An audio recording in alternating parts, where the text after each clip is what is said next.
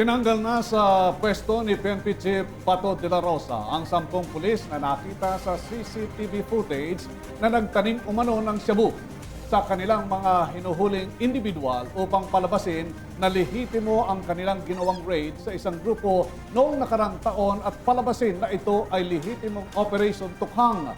Para sa kabuuan ng balitang yan, narito ang ating report.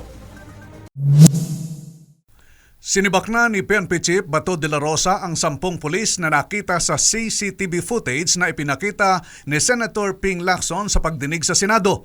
Kinumpirma ni NCRPO Director Oscar Albayalde na isinailalim na sa restrictive custody ang nasabing mga pulis na miyembro ng NCRPO Special Operations Task Group.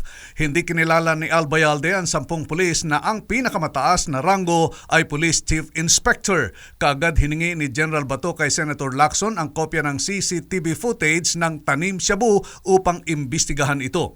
Sinasabing naganap ang raid ng grupo noong October 2016 kung saan ay makikita sa video ang pagpasok ng mga kalalakihang nagpakilalang pulis. Isa dito ay may dalang backpack at naglagay ng hinihinalang shabu sa drawer ng isang empleyado sa isang kumpanya. I-like po ang page ng DZRH News Television para updated at i-share ang trending news na balitang ito para mas marami ang makabalita. At mag-comment para alam namin ang opinion mo.